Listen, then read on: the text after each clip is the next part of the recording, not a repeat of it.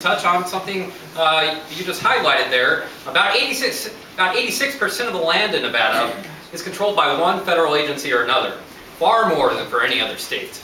If elected, will you champion a transfer of federally controlled land to either state or individual control?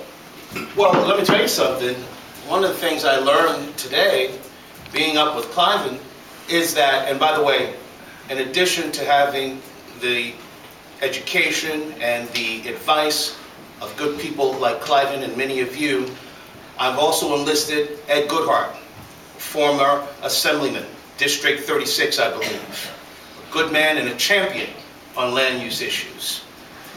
One of the things I learned is that there's a dispute over how much land of Nevada belongs to the federal government. They may control certainly up to over 80% of the land, but I believe there is a legal and constitutional question that needs to be raised. And Crescent, you know, God bless you. I think you're a decent man, and honestly, and I hope we get an opportunity to hear about the things that you've done while serving in public service.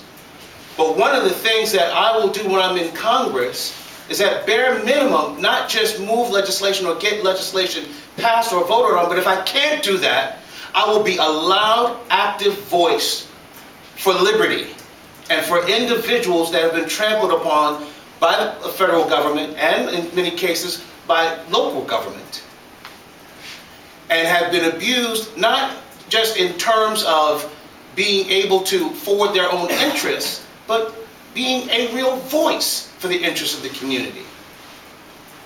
Thank you. Okay. Thank you. Just one of the things that has happened since I was in legislatures, AB 267 was passed.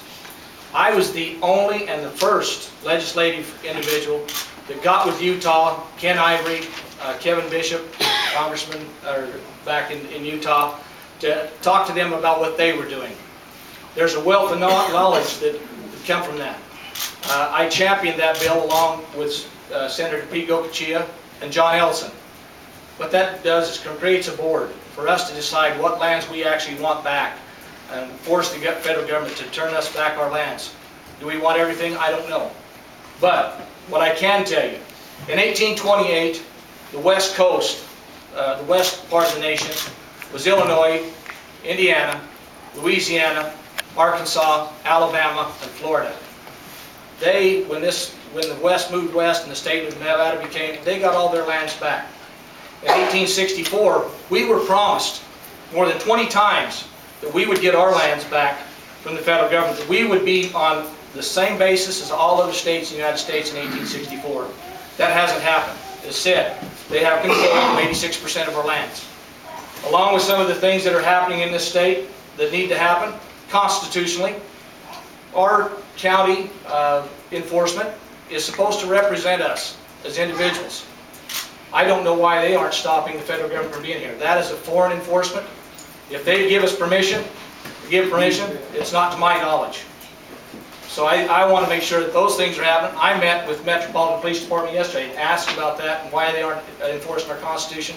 They seem to be oblivious to that, their responsibilities. Thank you.